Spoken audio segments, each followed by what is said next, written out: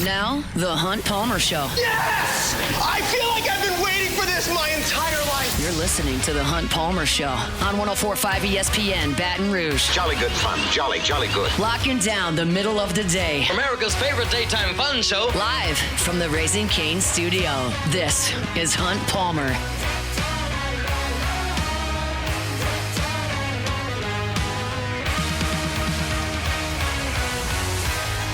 Welcome in a Tuesday edition of the Hunt Palmer Show. Taylor Sharp sitting in the host chair for our guy Hunt Palmer for the remainder of the week. Cassie Spizzelli in her normal spot. Jordan Kitchens back from his Monday vacation. We're not sure where he was yesterday. Jordan, you played hooky or what?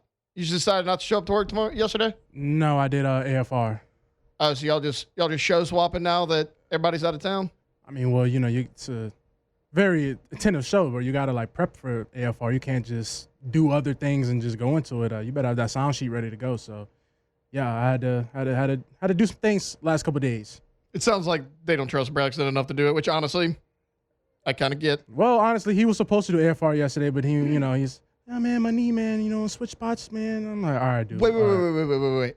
My guy blamed his knee for having to switch shows. And he said, his knee hurts more in the afternoon. That makes sense. He had some type of like pool therapy at 4:00, something like that. Hey, man, I'm like, all right. Yeah, keep in mind, said it's like Thursday. Wasn't even before it even happened. He's like, yeah. Even before he had to do the show Friday. So I was like, all right, you scratching my back Friday, I'm going to scratch your back, whatever. I got you. So, Well, we're glad you're back. Yeah, I missed you immensely on Monday. I was like, man, wish my guy Jordan was here. Appreciate it. We got a little bit to talk about. You had a busy weekend. We'll get into that a little bit later on in the show. Some Saints stuff. Big time news, if you still live in the year 2017, just happened in the NBA about an hour ago. I don't care about it, but I'll ask Jordan if he does. A lot to get to today. Look, we are going to have Glenn West and Sharief Ishaq like normal. However, flipping the times a little bit, Sharief's going to be next segment, so 1:15. He had to move up. I asked Glenn if he could push back to 2 o'clock to avoid having that back-to-back guest segment. So it's going to be Sharief at 1:15, Glenn at 2 o'clock. Our phones aren't working great in the studio. We're going to see how this goes. We're going to FaceTime those guys in. They were gracious enough to kind of roll with those punches. Look, a lot to do today, but before we do any of that, let's get it started like we do every day. Welcome to the big league. It's time for Hunt's Opening Drive, presented by Fabry Chevrolet GMC in St. Francisville. Brad Crawford of CBS Sports put out 2026 SEC football predictions, basically predicting every team's final win-loss record coming into the season. And, it's like he's got Alabama at 9-3 with losses to Georgia, Tennessee, and LSU, which we'll get into in just a second. Auburn 7-5. A lot of them, kind of chalk. Georgia's his favorite in the SEC, 11-1. Their only loss being at South Carolina, which I don't see that happen. I think Georgia loses a game. I don't think it's South Carolina. You scroll down a little bit, the LSU Tigers, he has Lane Kiffin squatted 10-2, 7-2 in the SEC. 10-2, I can totally see. I can see 10-2, 9-3. I think that's where LSU sits, depending on how things fall for him. However, he has LSU at 10-2, beating Alabama, Texas, and Texas A&M. Who they losing to? Well, the losses are at Ole Miss and at Tennessee. First off, what quarterback is playing for Tennessee when we go face him? Faison Brandon, the 5-star. They really like him. There's options there. George McIntyre, guy who was a redshirt freshman a year ago. He's coming in. Is that a possibility for him? So it's going to be two young guys regardless of who steps in and fills the shoes, because Joey Aguilar is not going to play next year, unlike Trinidad Chambliss. So it's going to be a first-year quarterback in Tennessee system regardless of who the quarterback is. I understand it's at Neyland Stadium. I understand it's a tough spot in the schedule. A little bit of a trap game. Maybe not the team I would have picked just because of their massive question mark at the quarterback position. And the other team is Ole Miss. And look, that is one that I could absolutely see. I could totally see LSU going in there losing in Oxford. I mean, that crowd is going to be insane. Week 3 of the season, I still think LSU has a little bit better roster, and I give them the coaching advantage, but that is a tough place to play anyways. Lane Kiffin coming back to Ole Miss with his new shiny team. Yeah, I could absolutely see that happening. No problem. I'm good with that one. But when I look at this schedule, I don't know if those are the teams. So, like, Ole Miss, absolutely, yeah. So, like, I think you beat Clemson week 1. That's a game day in Death Valley. LSU's first game under Lane Kiffin. Then you play Louisiana Tech. All likelihood, I think you start 2-0. Then you go to Oxford. That's going to be a tough one. But after Ole Miss, you come home against Texas A&M. Then you play McNeese, then Kentucky, then Mississippi State. Now you're at Kentucky, but it falls in between McNeese and Mississippi State, who we still don't quite know what they're going to do. Like, Kamario Taylor's going to take over as the full-time starter at quarterback in all likelihood. What is that going to look like? Can Jeff Lebby right the ship there in Starkville? Then you go at Auburn, Alabama at home, Texas at home, then at Tennessee, at Arkansas. So Tennessee, that's probably where he comes up with that. I mean, you have Auburn, Alabama, Texas, 3 weeks in a row. Obviously, the bye in between right before the Alabama game. And then you go on the road to Tennessee. That's tough before ending the season at Arkansas. But when I look at these schedules, what I'm the most worried about is honestly Blake Baker's defense against running quarterbacks, because you play a few of them. I love Blake Baker. I think one of the biggest offseason wins for this team and Lane Kiffin's staff was getting Blake Baker to return and be the defensive coordinator for at least one more year. He has turned this defense around completely. Look at what that defense was under Matt House in 2023, and look where it is or where people projected to be this year. Blake Baker has completely turned around that defense. But let's be a little honest. He has struggled to stop running quarterbacks. Go back to 2024. Lenora Sellers, it was the South Carolina game, week 3 of the season, on the road. Sellers had 10 carries for 110 yards and 2 touchdowns in that game, and honestly didn't play a ton in the second half because he got hurt right before halftime. The final play before halftime, Sellers got hurt. Very, very limited in the second half of that game. He could have had more, and honestly, I think South Carolina may actually win that game if Sellers does play the full second half. Marcel Reed, that was kind of his coming out party a year ago. 2 years ago. He burst onto the scene, replaced Connor Wegman at halftime. 9 carries, 62 yards, 3 touchdowns, all in the second half. And then we know about Jalen Milroe. He's still running. 12 carries, 185, 4 touchdowns. To kind of show what Jalen Milroe did through the air, he had 108 yards passing and no touchdowns. He did all of his damage against LSU on the ground 2 years ago.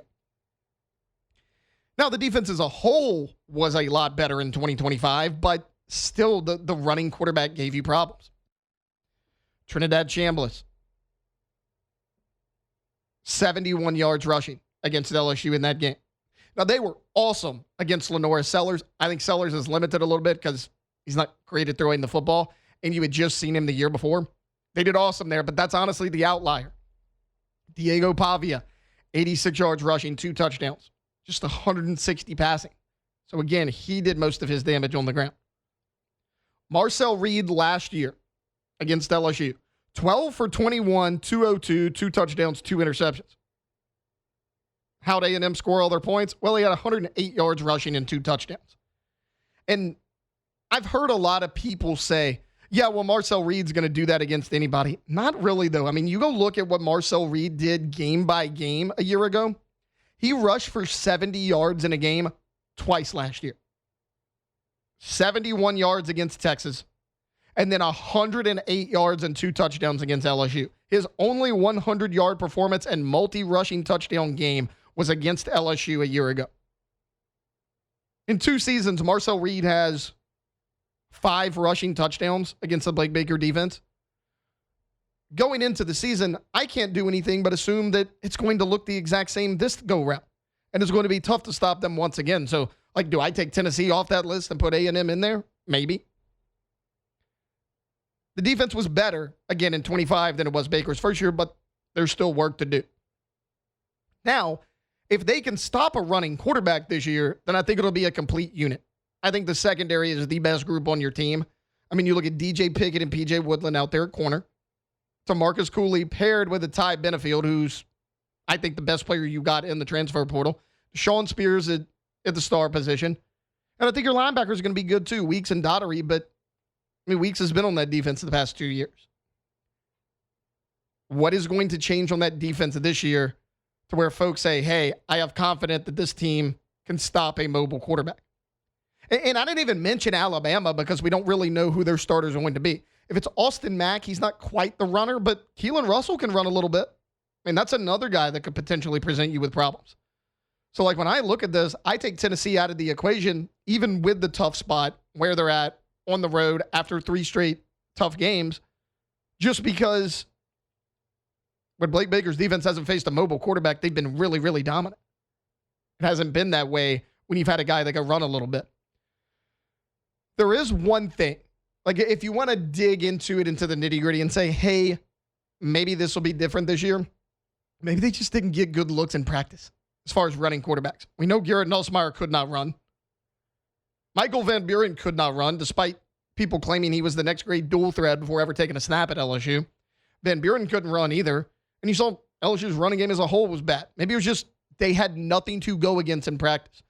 Sam Levitt can run, and while if fully healthy, he's never going to be the scout team quarterback. Landon Clark can run. You go out there at spring practice, Landon Clark's a heck of a lot faster than a lot of people thought he was.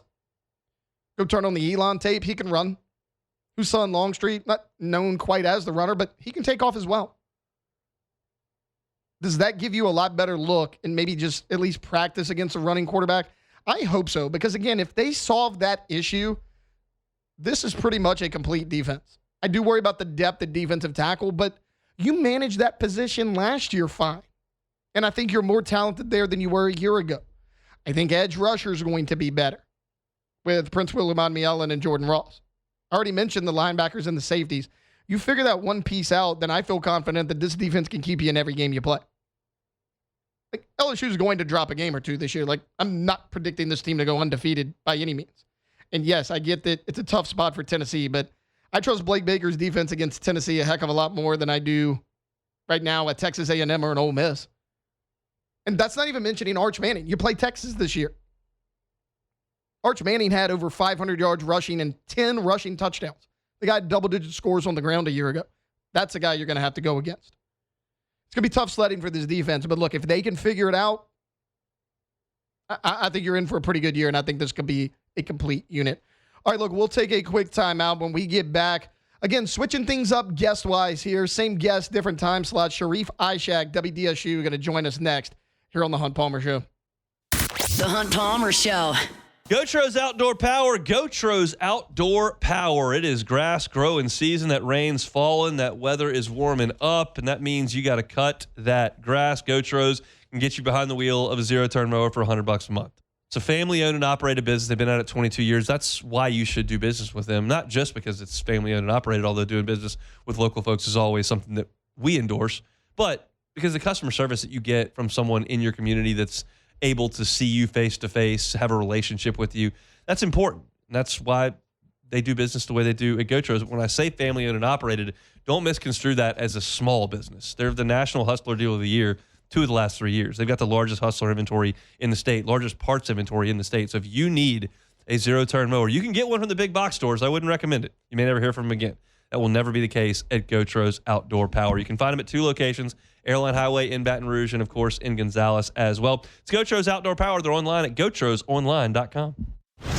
You're listening to The Hunt Palmer Show on 104.5 ESPN, Baton Rouge.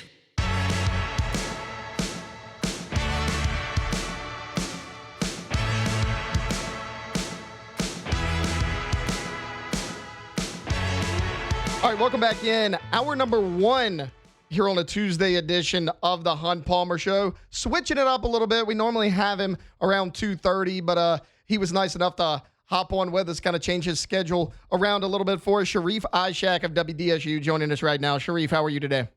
Good, man. How are you? Doing good. I had to fill in for Hunt Palmer. Look, Sharief, everybody decided to take off this week. Every year in January, we always tell everyone, hey, not everybody take off at the same time. Wouldn't you know it, we got a producer out, Moscona out, Hunt Palmer out. So they don't have to follow the rules here, Sharief. Well, I'm going to be out for the next 2.5 weeks after this week. So I don't really follow the rules either. Whenever there's nothing going on, I take off 2.5 weeks in July. Look, let's dive right into it here as far as the Saints offseason. You were talking about not a lot going on, but, anytime you see anything about Saints practice, anything that's open to the media, you hear either Jordan Tyson was limited or he wasn't out there. For you, how much of that is a concern, like, oh, is there another injury, or how much of that is actually planned and this is just all like a load management to make sure he's healthy for the season? It was a little concerning at first whenever he practiced the first day of rookie minicamp, and then he didn't really do much after that. And until we got to a mandatory minicamp, he was like running routes, but not like really catching balls and doing individual drills. I was a little concerned after that first practice. I thought, oh, maybe he just re-injured his hamstring. Maybe like he suffered a new injury. But then Kellen's like a truthful guy. He's up front and he'll tell you the truth. And he said, look, it's not, we're just going to ramp him up and making sure we're being cautious with him during the offseason. He doesn't like re-injure himself, but we need to ramp him up. And I respect that. I respect the guy, a guy who's going to come out and tell the media that. And it's understandable because he suffered quite a few injuries in college, and you want to make sure he's at his healthiest before the season, not, during these OTAs and then he gets hurt during, training camp or the beginning part of the season because they were too busy trying to, push him too fast, too quickly. So I understand it. At first I was, like I said, I was a little like, whoa, what's going on? But I get it now. And like that last practice we saw at minicamp, mandatory minicamp, he's out there running routes and without getting the ball, but he was out there running at 110%. He wanted to be out there. It looked like a guy who was like, I don't have an injury. So I think they just had to pretty much hold him back from doing anything crazy, For you heading into, training camp, coming up on the preseason, like that'll be here before we know it. What is for you maybe the biggest position battles to watch as far as, hey, maybe there's not an entrenched guy, like they're battling for a starting spot?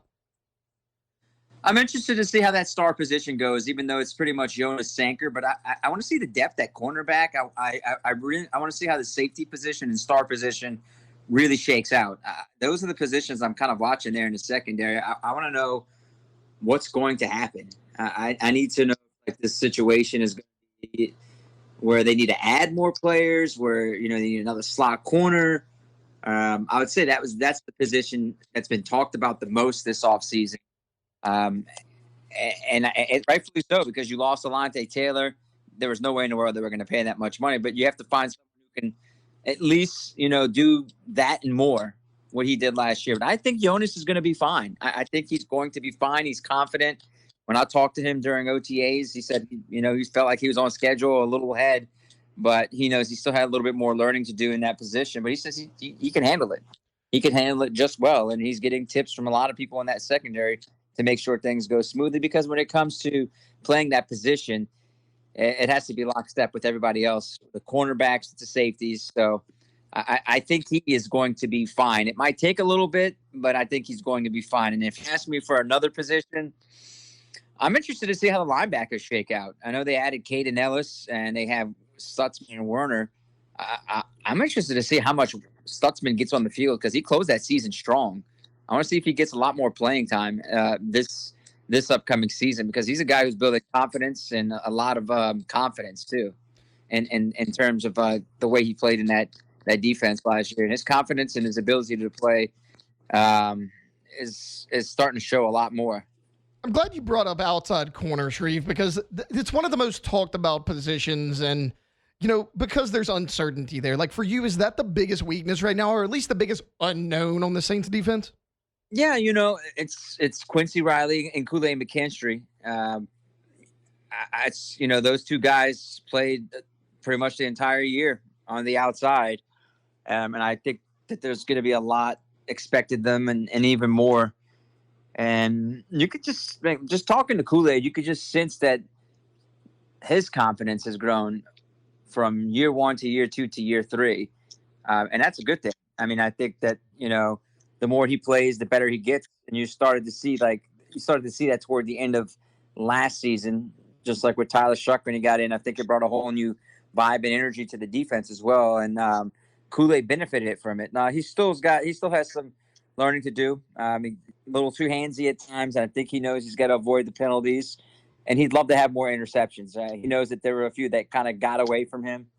He got a few easy ones against the Giants, but there are a few others that he felt like he got away from him, and he wants to create more turnovers. But he's quietly turning into a young veteran leader. And I say young veteran, I should say super young veteran, because he just really hasn't even really hit his stride yet. So that position is going to be another situation you watch on in the secondary, like the slot and the star position, and the outside corner, how they handle that, and who are the backups. If somebody goes down, who's going to immediately step in and make a contribution in those positions?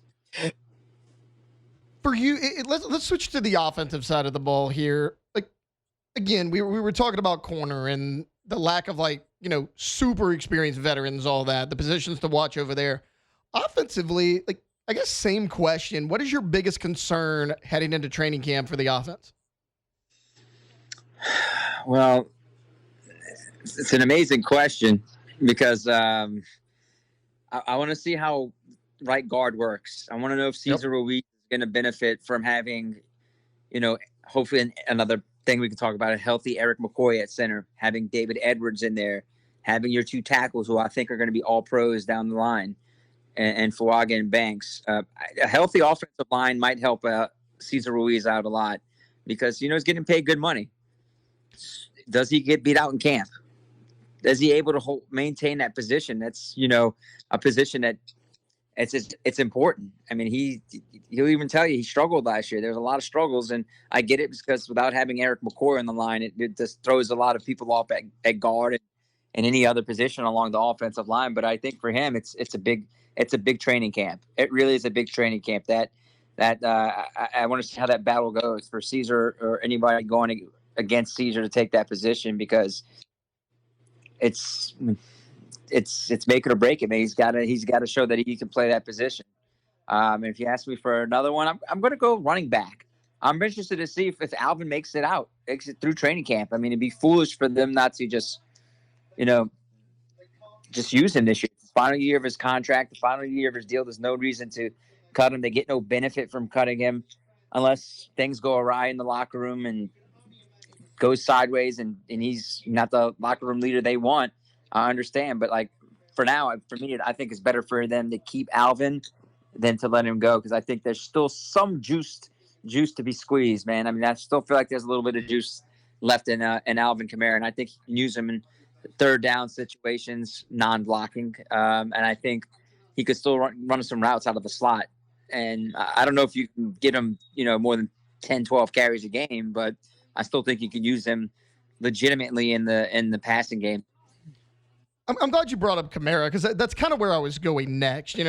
There's been so much talk about Alvin Kamara's future. My thought, I don't know if you share this sentiment, my thought has always been, with or without Kamara, I'm kind of good with the running back depth, because you're going to have Travis Etienne, but Audric Estime finished the season hot. You got him back for training camp.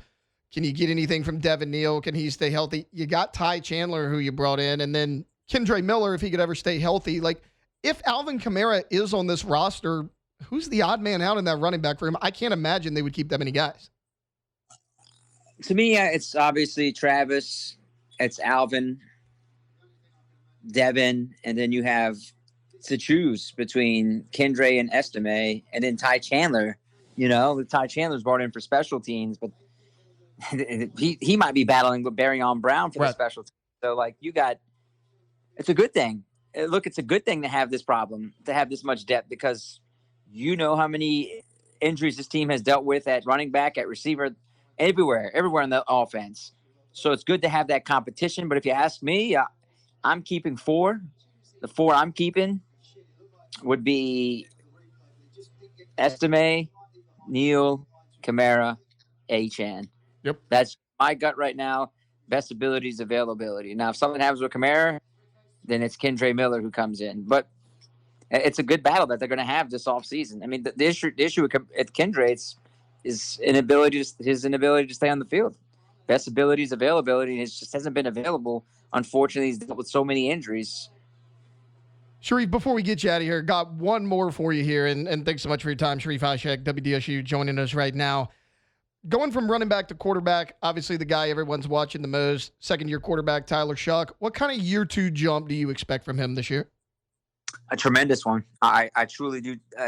I truly expect him to be. Let's talk about the off the field stuff first. To be a big leader. I think that it started already this offseason. They're going to.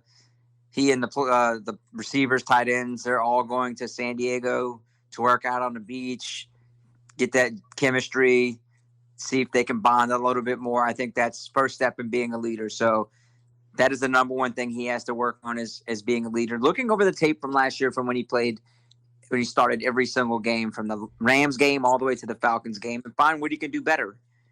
Fine tune some things and figure out, did I miss something here? Did I not look the defender off there?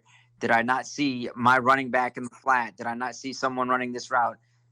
It's just basic, quarterback 101. Just go out there, look at your tape and watch things and, continue to, show that you are, the guy, Louis Riddick said you were one of the best quarterbacks coming out of the draft last year, and prove everyone that you can play that position at a high level. And I think he's going to show continued growth and climb this season. It's somewhat of a tough start in terms of their schedule, but I think that's going to help Tyler at the end of the day. And I think he's going to show people that he is the future Saints quarterback. Sharief Ishaq, WDSU. Sharief, thanks for being flexible. I know the FaceTime's a little bit different than what we normally do here, but I appreciate you so much for your time today. Hey, look, man, I kind of like the FaceTime because I can see what's going on in the studio. I mean, if y'all want to do FaceTimes, we'll start doing those. But I'll start I'll take the put my camera on and show you that I'm wearing my LSU shirt. So we love it. We love it. Wait, you had a soccer match on in the back. What were we watching? I'm watching Ivory Coast and Norway. I'm watching my guy Holland just trying to see if he can score a goal. Who's up? It is 1-0 Norway in the 70th minute. All right. Thanks for the update. Little World Cup update there from Sharief as well. Sharief, have a good one, man. Enjoy your afternoon. Thanks for the time. All right, anytime. See y'all. All right, thank you. That is Sharief Ishaq there with WDSU talking a little New Orleans Saints. All right, we're going to break here real quick. When we get back, one of these producers in this chair over here was at the Manning Passing Academy in the bustling metropolis that is Thibodaux, Louisiana over the weekend, and we're going to chop that up next here on The Hunt Palmer Show. The Hunt Palmer Show.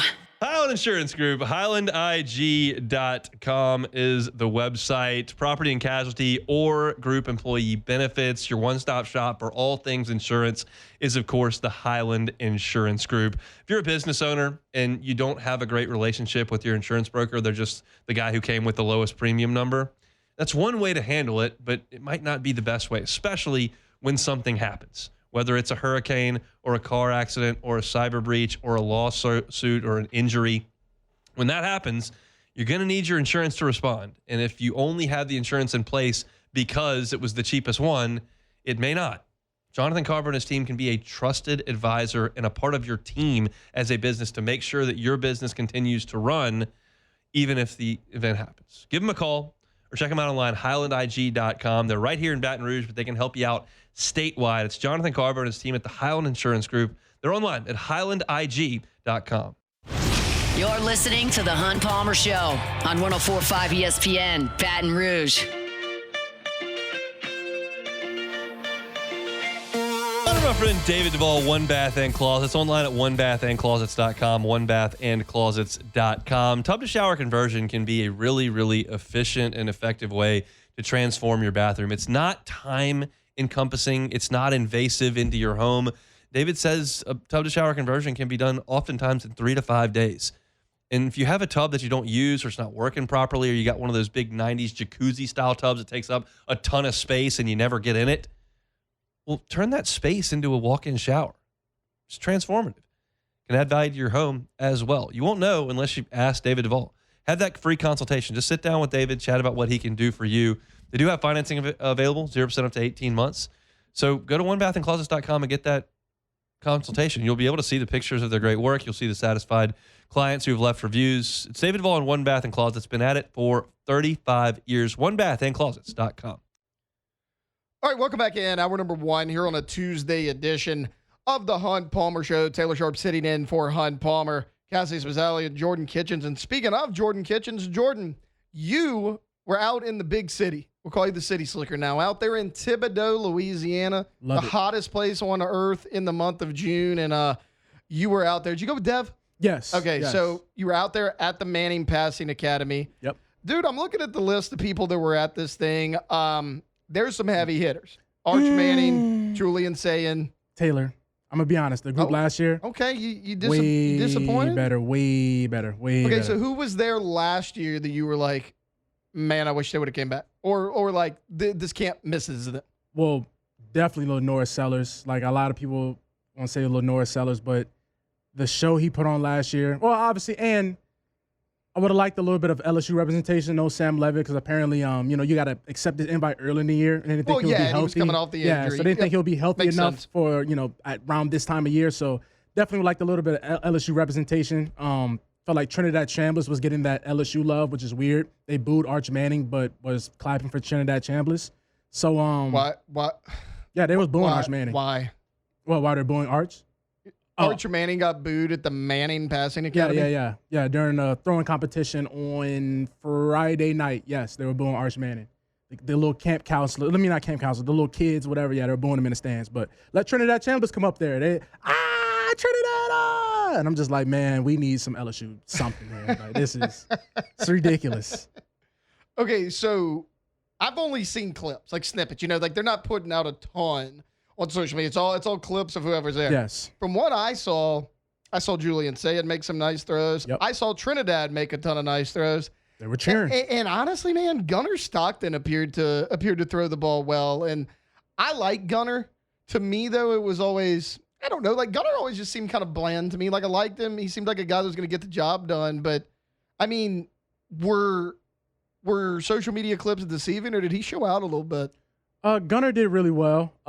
What social media didn't show was Tennessee's quarterback. I don't know if this guy's going to win a starting job. Wait, the freshman is like George McIntyre. So he's a redshirt freshman. He's tall. He's like 6'5", yeah, 6'6". He's tall. I mean, this kid, the ball was flying out of his hands. I'm not gonna lie. Like his throwing motion's a little funky. It was kind of a little over the top like Mendoza, but not as refined as Mendoza's was.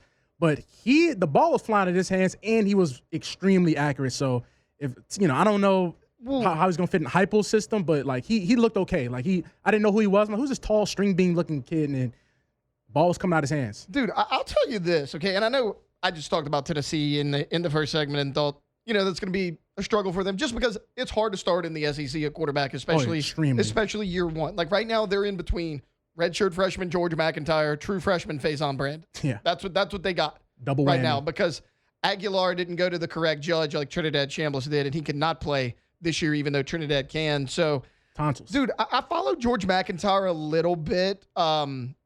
In high school, so he's from Brentwood, Tennessee. 4-star, 5-star, depending on which service. LSU recruited him a little bit. He took multiple visits here and chose to stay home. That's a guy that's why I was talking about the spot.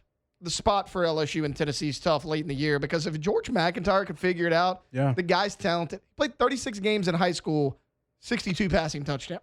So, I mean, he's got a little something. That's a guy that, again, he's not going to make a ton of the headlines because he's a little bit of an unknown right now. He doesn't look it. If you're doing eye tests, he's not going to look it. If you're doing eye tests out there, John Mateer is going to be the Heisman winner. If you're doing eye tests, like Mateer was out there looking like, I don't know, his name was like Brody or something out there. Like Mateer's I'm about to say, dude was in the cutoff. He had the guns going. I met him at the bar. Like Mateer was cool. Now Mateer's the man. Like Mateer's finna fight over the pool game. Like Mateer's the guy. Mateer and Bear. My boy Bear, BYU, Bear Bachmeier, 47, buddy. Yes. Love it. Okay, so his brother's name is Tiger Bachmeier. Oh, the Bear, Brock, Tiger, Bear and Tiger Bachmeier. They got a lion. There's a lion too. Maybe. Okay. I don't know what little brother's name is. Okay. That's the mom. But no, I'm kidding. From You said LSU didn't have any representation. No representation. Well, they almost did because if you remember the offseason rumor of Damon Williams trying to leave Washington and come down here, Damon Williams got named MVP of the Passing Academy a year ago. Yeah, a year ago. He was nice. If you remember that. Yeah. How'd he look? He looked okay. That's all I was saying about the guys this year. There was no fire. So like last year during the 7-on-7s, you know, you had Garrett Nussmeier and Austin Simmons chirping. Like, I'm getting there chirping. I'm chirping with C.J. Daniels. Not Daniels. Not the Bailey. receiver. Yeah, Bailey. C.J. Bailey. A lot of people like C.J. Bailey. Yeah, he looked okay. The throwing wasn't always, no. Kevin Jennings cannot throw at all. But for SMU. That's SMU. a team, you know, we talked about it a little bit yesterday on the show. Of there was like bold predictions for college football, and it said, oh, the ACC is going to get 2 teams because Miami and somebody else. And they threw out SMU. And my thought was, remember, he came in like game 3 or 4 of his freshman year 2 years ago and went on that run. They made the playoff. Kevin Jennings State took a big step back in 2025. Yeah. Like, that's a guy that's got a lot to prove this year. He does. And he had the best showing. But Damon Williams definitely looked all right. Julian Sand, I'm not going to say throwing-wise, nothing really jumped out to me. What jumped out to me the most about Julian Sand was he's a real down-to-earth guy. He was probably the most outside of Mateer. Mateer's a bro. Mateer and Bear are bros. Julian Sand, he's like a real genuine guy. Probably read a book to the kids. Like, he's one of those type of guys. That's the type of vibes he was giving. Arch actually dapped me up this time. Well, he dapped me up last year, but he kind of like gave me a little cold shoulder. But this year, he showed a little love this time. So Arch was cool. But other than that, the crop of quarterbacks compared to 2025 it definitely was lower. I mean, these guys, Eli Manning offered him a beer. I'm not going to put the QB out there. Eli Manning offered this certain quarterback a beer, and his words was, my nutritionist said I can't have that. So, you know, if Eli Manning, a Hall of Fame quarterback at his event, I'm going to try to figure out who it is, and I'm going to ask you during break. Okay. If Eli Manning tells you this during the Manning Passing Academy, I might have 3 beers. Matter of fact, Eli, just give me the case. We just say me and you back and forth. We can just have the case. So the fact that we have these new NIL quarterbacks talking about my nutritionist said I can't have a beer, and you're Louisiana, I don't know about that, Taylor. Okay, so let's move away from the college quarterbacks here a little bit. Okay. Because one of the talk of the town is the guy here in the state of Louisiana that hadn't even inked to his school yet, Peyton Houston, man.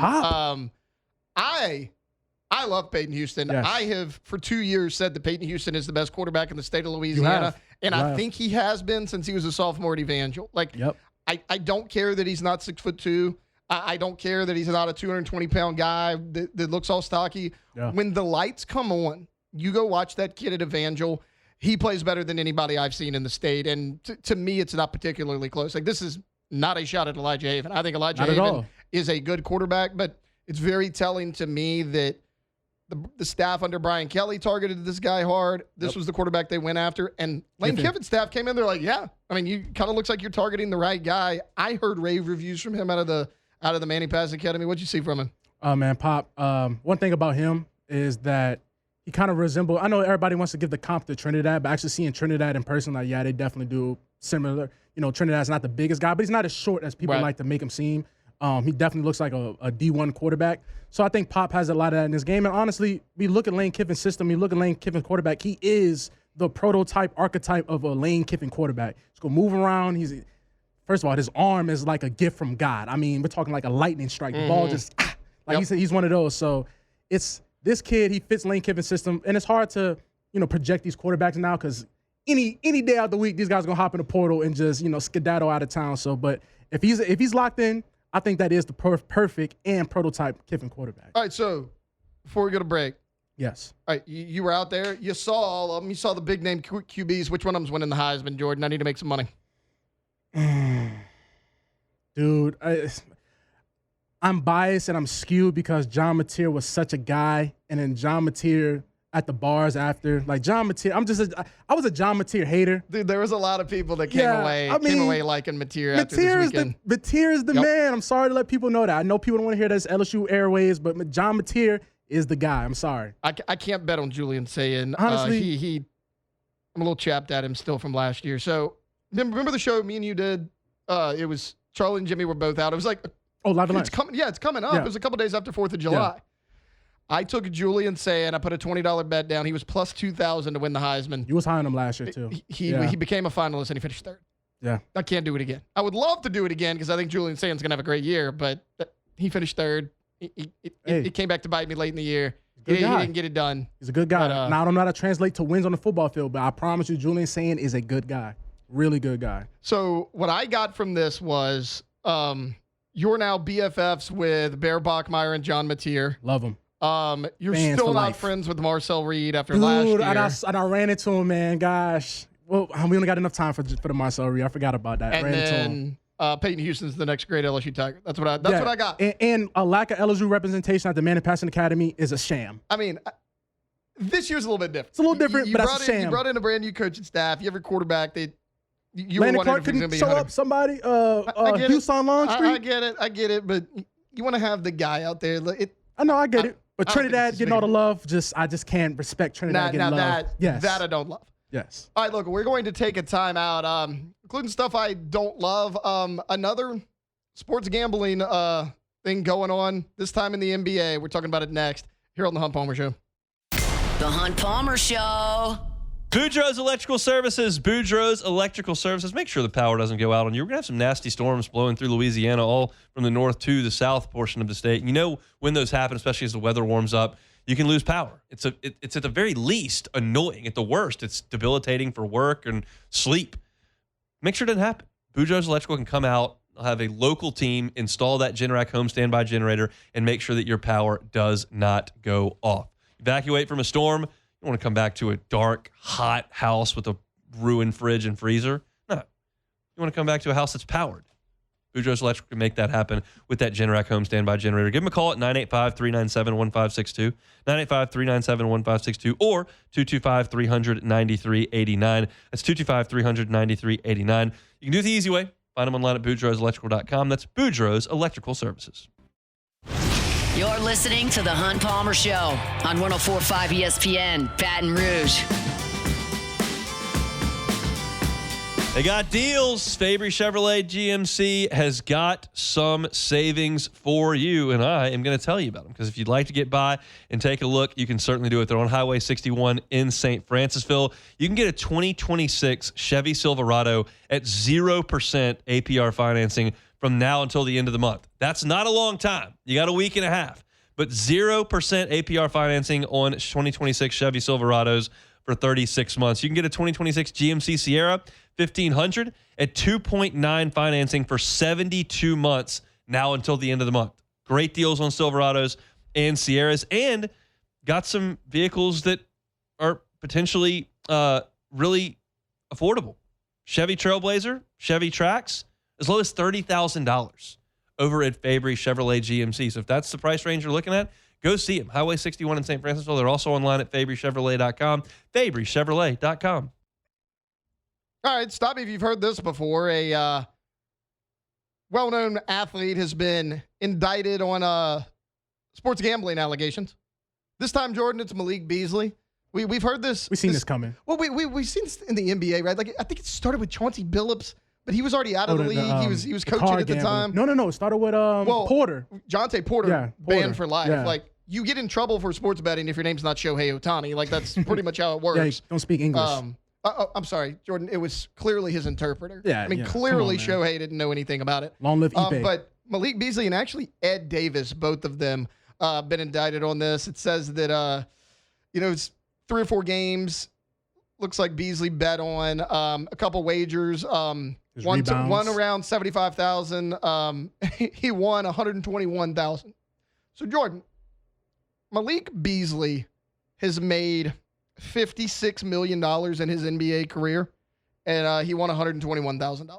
See, the thing is, though, I know a little bit about the Malik Beasley because at first when he was getting investigated. People said he had a previous gambling debt, correct? Yeah. More than that. Like, he owes a lot of money to a lot of people. Yeah, he's just terrible. Financially wise, he's terrible. I'm sensing a pattern here. Yeah, no, he makes bad decisions financially wise. Stop gambling on things. Yeah. I'm sensing a pattern here. And then, remember Terry Rozier, right? Like, his, it was actually, he played in a game against the Pelicans, and he had taken the unders in a few of his games and, like, subbed himself out. Remember, due to an injury, like, 5 minutes into the game, so all of his unders hit. He did that. I mean, I think it was, look, $200,000 in wagers were placed on Terry Rozier's unders. And then that happened. It's like, dude, you're going to get caught. Right, like Calvin 100%. Ridley got suspended in the NFL for a year, but that wasn't even on football. That was just betting on team property. They were like, you were at the team facility. I think it was basketball with Jamison Williams too. Yeah, Jamison Williams, same thing. Yeah. They got suspended for a year, and it wasn't even their own sport. Yeah. So like, bringing this all back to the Brendan Sorsby situation, people are like, oh, you got to let him play. Bro, you're lucky you ain't getting indicted because these professional athletes are getting indicted. Jonte Porter's banned for life. We'll see what happens with Chauncey Billups. Terry Rozier's already been federally indicted, and now Malik Beasley and Ed Davis. Like, and I get it. You could say, oh, well, Malik Beasley was in a tight spot. Whose fault is that? Like, it's his fault. It's just, I'm sensing a pattern here. Stop doing it. You know at this point you're going to get caught because so many people have already. Like, this won't be the end. There is no way that this is the end. It won't be. This is the tip of the iceberg. Unfortunately. And there's going to be some type of star player that gets caught up. Oh, yeah. Well, dude, like, as a professional athlete, you can get away with more, I believe, than the average person. 100%. Like, you can James Pierce. You can screw up a little. James Pierce. Me and you have talked about that. I'm about to say James Pierce. You get 10 sacks in the NFL, bro. You can do whatever you want. I promise you. The James Pierce story continues to be insane. But this is like the cardinal sin among professional athletes is betting on the sport you play.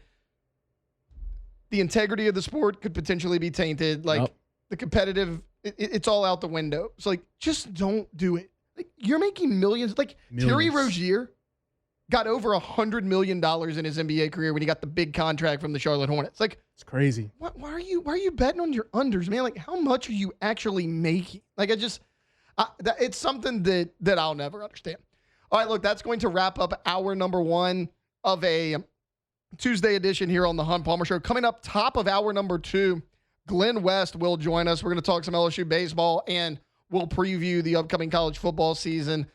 Had to tinker with the lineup here just a little bit. We'll dive into some NFL talk. Me and Jordan will chop that up as well. So stay tuned. We got 60 more minutes left. We are with you on a Tuesday edition of the Hunt Palmer Show. The Hunt Palmer Show.